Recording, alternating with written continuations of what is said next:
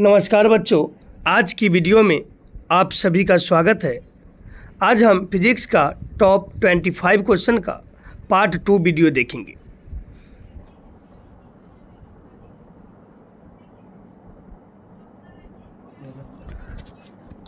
चलिए देखते हैं। पहला प्रश्न है, कूलम्ब के नियम में k बराबर 1/4 पाई एप्सिलॉन नॉट का मान निर्वात में कितना होता है। आपके पास चार ऑप्शन है।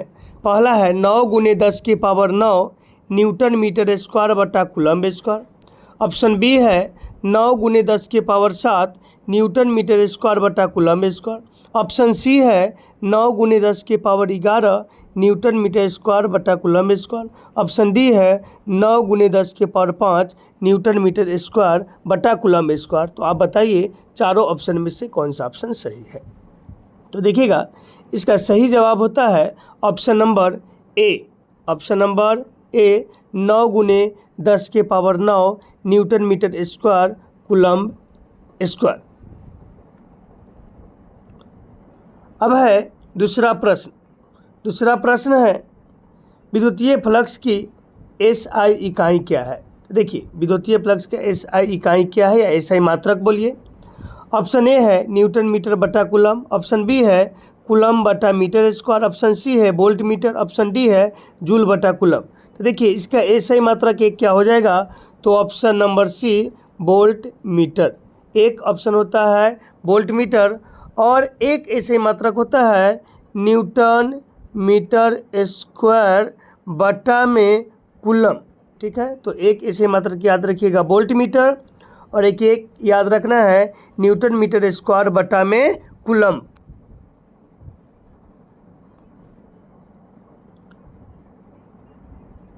अब है तीसरा प्रश्न, समांतर पट्टिका संधारित्र की धारिता C किस पर निर्भर करती है। तो देखिए, यहाँ पर ऑप्शन है प्लेटों के क्षेत्रफल और दूरी पर। ऑप्शन बी है सिर्फ क्षेत्रफल पर। ऑप्शन सी है सिर्फ दूरी पर। ऑप्शन डी है इनमें से कोई नहीं। तो इसका सही जवाब होगा, देखिए यहाँ पर किसका फार्मूला होता है, C बराबर फार्मूला होता है के कांस्टेंट के एप्सिलॉन नॉट इंटू A बटा में D। अब देखिएगा, यहाँ पर पूछा जाएगा समांतर प्लेट संधारित्र की धारिता किस पर निर्भर करता है। देखिए, क्षेत्रफल पर भी निर्भर करता है, D यानी दूरी पर भी निर्भर करता है और माध्यम पर भी निर्भर करता है। लेकिन ऑप्शन के अनुसार यहाँ पर काम कर, सिर्फ क्षेत्रफल पर बोला, क्षेत्रफल नहीं होगा। सिर्फ दूरी पर बोला तो सिर्फ दूरी नहीं लेंगे। तो यहाँ पर देखिए, प्लेटों के क्षेत्रफल और दूरी, क्षेत्रफल और दूरी दोनों पर, यानी ऑप्शन नंबर ए हो जाएगा। अब है चौथा प्रश्न, धारा की यानी विद्युत धारा की SI इकाई क्या है। विद्युत धारा का ऐसी मात्रक क्या होता है। तो ऑप्शन ए है एम्पियर। ऑप्शन बी है कूलम्ब। ऑप्शन सी है वोल्ट। ऑप्शन डी है ओम। तो विद्युत धारा का ऐसी मात्रक क्या होता है, तो इसका सही जवाब होगा ऑप्शन ए एम्पियर। अब पांचवा प्रश्न है, विद्युत प्रतिरोध का ऐसी मात्रक क्या होता है। ऑप्शन ए में है एम्पियर, बी में है ओम, सी में है वाट, डी में है वोल्ट। तो याद रखिएगा, विद्युत प्रतिरोध का ऐसी मात्रक होता है, इसका सही जवाब होगा ऑप्शन बी ओम। विद्युत प्रतिरोध का ऐसी मात्रक क्या होता है, तो ओम।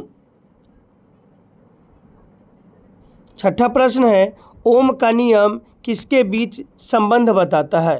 तो देखिए, ओम का नियम में आप पढ़े होंगे, ओम का नियम होता है V बराबर IR।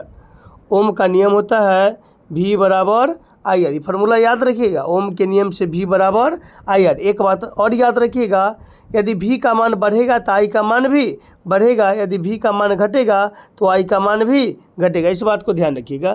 तो ओम का नियम किसके बीच संबंध बताता है, तो ऑप्शन ए में है वोल्टेज और धारा। ऑप्शन बी में है धारा और प्रतिरोध। ऑप्शन सी में है वोल्टेज और शक्ति। ऑप्शन डी में है धारा और शक्ति। तो इसका सही जवाब होगा ऑप्शन ए वोल्टेज और धारा। सातवां प्रश्न है, विद्युत धारा को मापने के लिए किस यंत्र का प्रयोग किया जाता है। विद्युत धारा को मापने के लिए किस यंत्र का प्रयोग किया जाता है। ऑप्शन ए है वोल्ट मीटर। ऑप्शन बी है एमीटर, ऑप्शन सी है गैल्वेनोमीटर, ऑप्शन डी है ओम मीटर। तो आप पढ़े होंगे कि विद्युत धारा को मापने के लिए किस यंत्र का प्रयोग किया जाता है। तो इसका सही जवाब होगा option B ammeter, option C ammeter. 8वां प्रश्न है चुंबकीय फ्लक्स की ऐसी मात्रक क्या होता है। चुंबकीय फ्लक्स बोला है, ऑप्शन ए है टेस्ला, ऑप्शन बी है वेबर, ऑप्शन सी है हेनरी, ऑप्शन डी है जूल। तो चुंबकीय फ्लक्स की ऐसी मात्रक होता है वेबर। 9वां प्रश्न है फैराडे का नियम किससे संबंधित है। फैराडे का नियम किससे संबंधित है। ऑप्शन ए है विद्युत चुंबकीय प्रेरण, ऑप्शन बी है प्रकाश का अपवर्तन, ऑप्शन सी है ऊष्मा संचरण, ऑप्शन डी है ध्वनि तरंग। तो जो नहीं है वो काट दीजिए। तो ऑप्शन इसका सही जवाब होगा ऑप्शन नंबर ए विद्युत चुंबकीय प्रेरण। 10वां प्रश्न है लेंज का नियम किससे संबंधित है। तो याद रखिएगा ऑप्शन ए में है ऊष्मा संरक्षण से, बी में है ऊर्जा संरक्षण से, सी में है गति संरक्षण से, डी में है द्रव्यमान संरक्षण से। तो इसका सही जवाब होगा लेंज का नियम जो होता है ऑप्शन नंबर बी ऊर्जा संरक्षण से संबंधित है। 11 नंबर प्रश्न है प्रकाश की चाल निर्वात में कितनी होती है। तो ऑप्शन ए में है 3 × 10⁸ मीटर पर सेकेंड, बी में है 3 × 10⁶ मीटर पर सेकेंड, सी में है 3 × 10⁻10 मीटर पर सेकेंड, डी में है 3 × 10⁵ मीटर पर सेकेंड। तो इसका सही जवाब होगा ऑप्शन नंबर ए 3 × 10⁸ मीटर पर सेकेंड। देखिएगा निर्वात में यदि बोला जाए, निर्वात में प्रकाश की चाल बोला जाए तो निर्वात में होता है 3 × 10⁸ मीटर पर सेकेंड।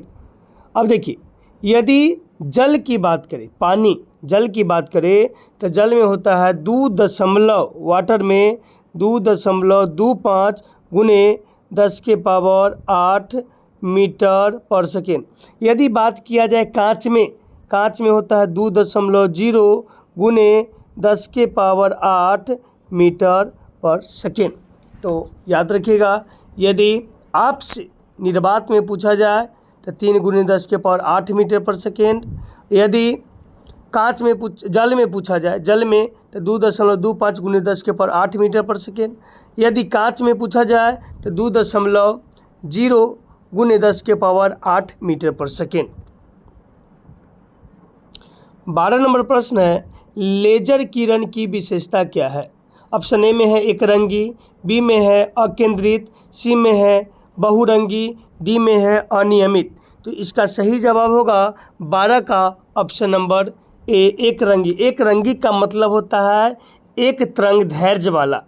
अब देखिए 13 नंबर प्रश्न है। 13 नंबर प्रश्न है सेमीकंडक्टर डायोड का मुख्य उपयोग किसमें है। तो ऑप्शन ए में है रेक्टिफिकेशन, बी में है एम्प्लीफिकेशन,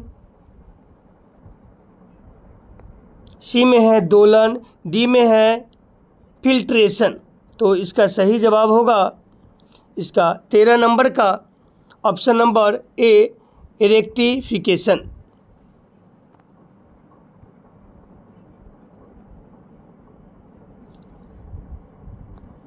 14 नंबर प्रश्न है फोटो इलेक्ट्रिक प्रभाव की खोज किसने की थी।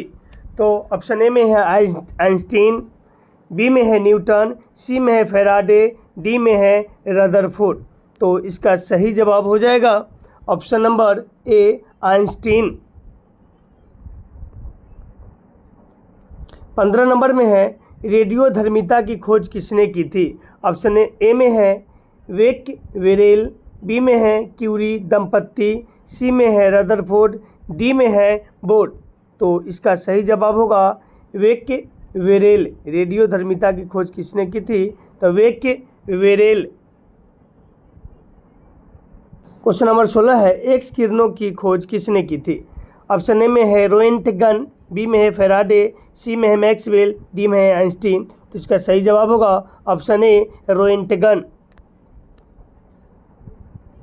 17 में है हाइड्रोजन परमाणु का बोर मॉडल किसने दिया था। ऑप्शन ए में है न्यूटन, बी में है बोर, सी में है डाल्टन, डी में है थॉमसन। तो इसका सही जवाब क्या होगा तो इसका सही जवाब ऑप्शन बी होगा बोर। 18 है अल्फा कण किसके समान होते हैं? ऑप्शन ए में है प्रोटॉन, ऑप्शन बी में है हीलियम नाभिक, ऑप्शन सी में है न्यूट्रॉन, ऑप्शन डी में है इलेक्ट्रॉन। तो 18 का सही जवाब होगा ऑप्शन बी हीलियम नाभिक। 19 नंबर में है गीगर म्यूलर काउंटर का उपयोग किसके लिए होता है? ऑप्शन ए में है विद्युत धारा मापन के लिए, बी में है रेडियोधर्मी विकिरण मापन, सी में है ताप मापन, डी में है दाब मापन। तो 19 का सही जवाब होगा ऑप्शन बी रेडियोधर्मी विकिरण मापन। 20 में है आईसी का पूरा नाम क्या है? ऑप्शन ए में है इंटीग्रेटेड सर्किट, बी में है इंटरनल करंट, सी में है इंडक्टिव कैपेसिटी, डी में है इन्वर्टेड कैपेसिटर। तो इसका सही जवाब होगा ऑप्शन ए इंटीग्रेटेड सर्किट। 21 में है ध्वनि तरंग किस प्रकार की तरंग है?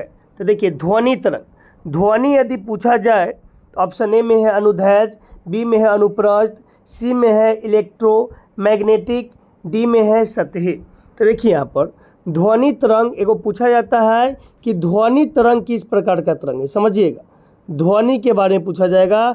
एक पूछा जाता है प्रकाश तरंग किस प्रकार का तरंग है, प्रकाश तरंग। तो देखिएगा ऑप्शन में अनुदैर्ध्य अनुप्रस्थ दोनों में रहेगा। तो ध्वनि तरंग आप समझिए, कोई व्यक्ति को हार्ट अटैक का प्रॉब्लम है, हार्ट अटैक का प्रॉब्लम है, यदि वो ज़्यादा ध्वनि वाले स्थान पर जाता है तो उसको क्या होगा, हार्ट अटैक बढ़ने की चांस है। तो ऐसी स्थिति में उसको हम बोलेंगे कि धैर्य रखिए। ऐसी स्थिति में बोलेंगे कि धैर्य रखिए। तो आप याद रखिएगा, नहीं तो कन्फ्यूजन हो जाएगा। तो याद रखिएगा ध्वनि तरंग हो जाएगा अनुदैर्ध्य से संबंधित। ध्वनि तरंग यानी किसी को हार्ट अटैक का प्रॉब्लम है, ध्वनि के पास जाएगा, डीजे बज रहा है कहीं पर, वहाँ पर पहुँचता है तो उसका हार्ट अटैक बढ़ने का चांस है। तो उसको हम बोलेंगे कि आप थोड़ा देर धैर्य रखिए। तो धैर्य से याद रखेंगे अनुदैर्ध्य, यानी ध्वनि किससे संबंधित है, अनुदैर्ध्य से। तो इसका सही जवाब होगा ऑप्शन ए अनुदैर्ध्य। यहीं पर आपसे पूछा जाएगा, ये क्वेश्चन बहुत इंपॉर्टेंट है, पूछा जाएगा कि प्रकाश तरंगे किस प्रकार की तरंग है। तो प्रकाश तरंग की बात करें तो प्रकाश अनुप्रस्थ हो जाएगा, यहाँ पर हो जाएगा अनुप्रस्थ। ध्वनि तरंग अनुदैर्ध्य याद रखिएगा और प्रकाश तरंग अनुप्रस्थ याद रखिएगा। ध्वनि आपको याद रहेगा तो प्रकाश वाला अपने याद हो जाएगा। ध्वनि वाला में याद रखना है, धैर्य रखना है, यानी अनुदैर्ध्य। 22 नंबर प्रश्न है प्रकाश का अपवर्तन किस नियम से संबंधित है? ऑप्शन ए है स्नेल के नियम से, बी है ओम के नियम से, सी है न्यूटन का नियम, डी है फैराडे का नियम। तो सोचिए अपवर्तन में हम किसके बारे में पढ़े थे? तो ऑप्शन ए इसका सही जवाब होगा स्नेल का नियम। स्नेल यानी प्रकाश के परावर्तन का 2 नियम पढ़े थे, पहला और दूसरा। तो दूसरा नियम को ही स्नेल का नियम कहा जाता है। तो यह स्नेल के नियम से संबंधित है। अब देखेंगे क्वेश्चन नंबर 23, ट्रांजिस्टर किसका उदाहरण है? तो ट्रांजिस्टर ऑप्शन नंबर ए में है एम्पलीफायर, बी में है रेक्टिफायर, सी में है लेजर और डी में है कैपेसिटर। तो इसका सही जवाब होगा ट्रांजिस्टर एम्पलीफायर, एम्पलीफायर का उदाहरण है। तो इसका सही जवाब ए नंबर ऑप्शन होगा। 24 में है रडार किस तरंग पर काम करता है? ऑप्शन ए में है रेडियो तरंग, बी में है ध्वनि तरंग, सी में है गामा तरंग, डी में है एक्स किरण। तो इसका सही जवाब हो जाएगा रेडियो तरंग। रडार जो है रेडियो तरंग पर काम करता है। 25 नंबर प्रश्न है विद्युत शक्ति का ऐसी मात्रक क्या होता है? ऑप्शन ए में है जूल, बी में है वाट, सी में है न्यूटन और डी में है एम्पियर। तो विद्युत शक्ति का ऐसी मात्रक क्या होता है? तो वाट होता है। तो आपका काम क्या है, आप 25 क्वेश्चन बनाएं। आप 25 क्वेश्चन में आपका जितना रिजल्ट आया होगा आप इस रिजल्ट को कमेंट बॉक्स में